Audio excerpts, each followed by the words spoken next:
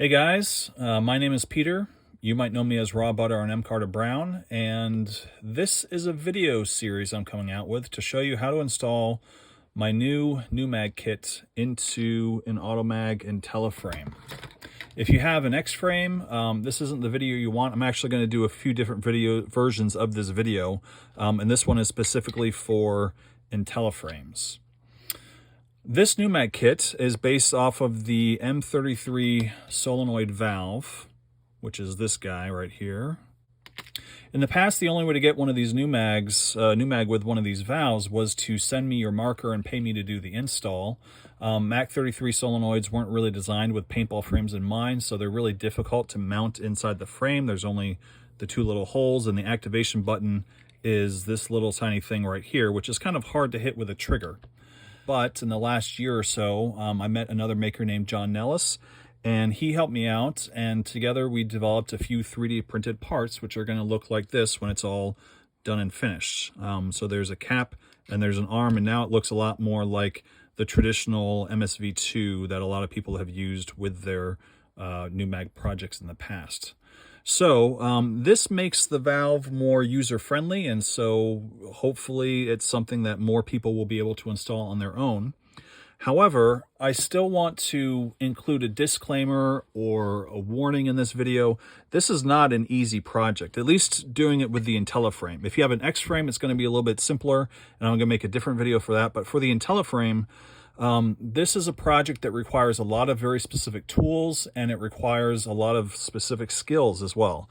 So this is kind of what I'm deeming the expert level of this whole series. And I want to keep this video as short as possible, so I'm not going to go into detail about exactly how to do all the different parts.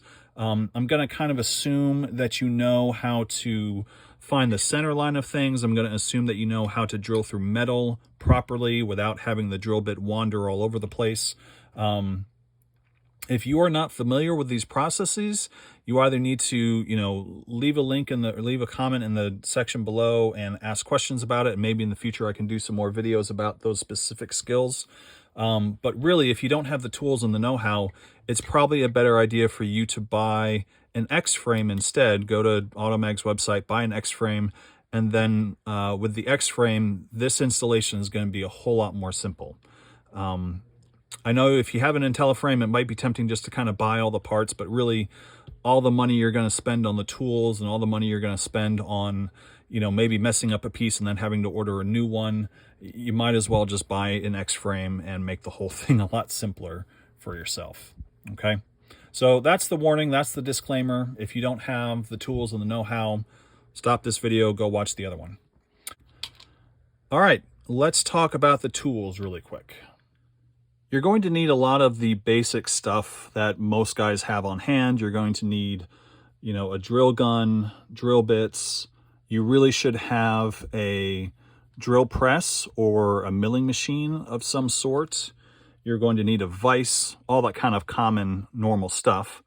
But in addition to that, to really do this well, you're going to need calipers of some sort. Cheap ones are fine, but some kind of digital calipers or regular calipers. It's going to be really helpful to have a very small adjustable wrench. This is for getting the fittings onto the solenoid. You're going to need two different kinds of punches. You're going to need a center punch, which is pointed at the top, and then you're going to need a nail punch, or sometimes this is called a pin punch, and this one is flat on the top. So you're going to need both of those, so make sure you got that. You're going to need a couple of taps. You could buy a whole tap set if you want to, but I would kind of warn you against skimping on this. Taps is one of the few things that you really want to make sure you have good quality, like Irwin or Craftsman. If you really just want to buy the two taps, you're going to need a 440 tap and then an 832 tap, and then you're going to need a tap wrench of some sort.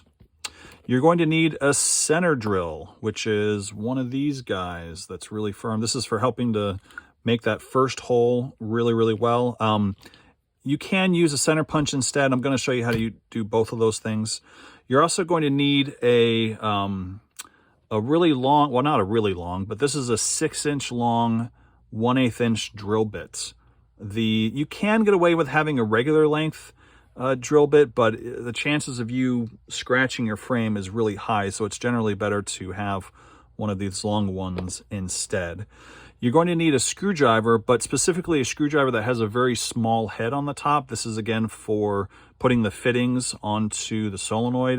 There's some very small flathead screws you got to put in there. It's a good idea to have an end mill. This is a 3/16 inch end mill.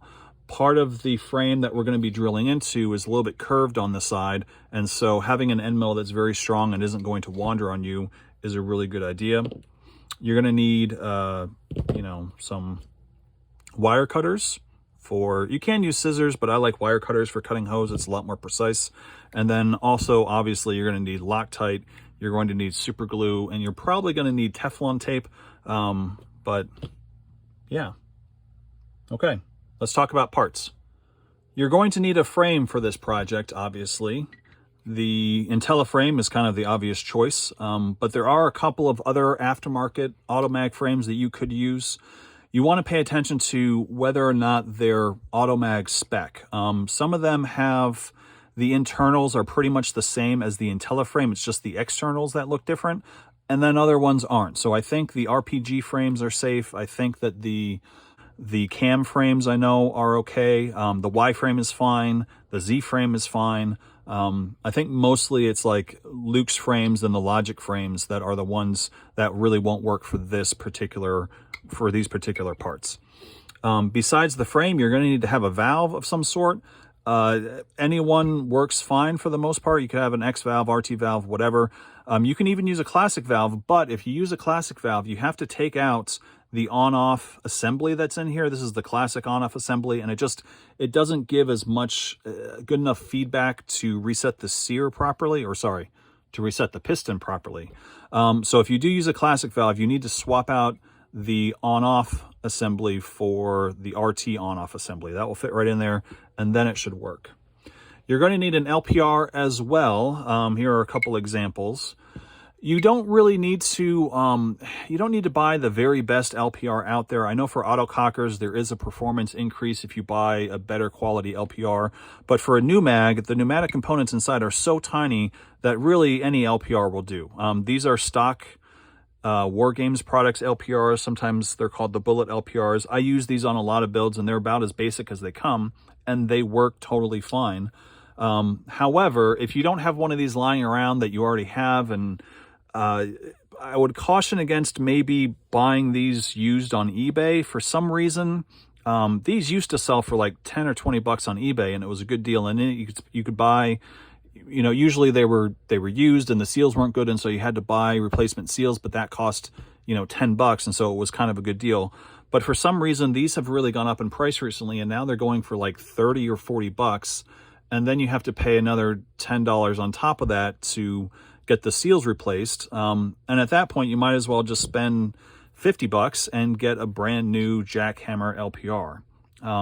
Another option is the Resurrection LPR. I think that's $55 or something on eBay. And both of them would work really well for this project. You're going to need some kind of air fitting. Usually you're going to put the LPR onto the ASA. That's what we're going to do for here. And so you're going to need an elbow fitting. Another option is to put the LPR attached to the front ASA, the vertical ASA, and you can do that as well with one of these elbow fittings. But I'm going to make a whole different video about where to put the LPR and all the different options for that, so we're not going to really talk about that now. All right, I think that's all the introduction stuff. So yeah, I hope you enjoy this project. Good luck, and let's get to the actual build.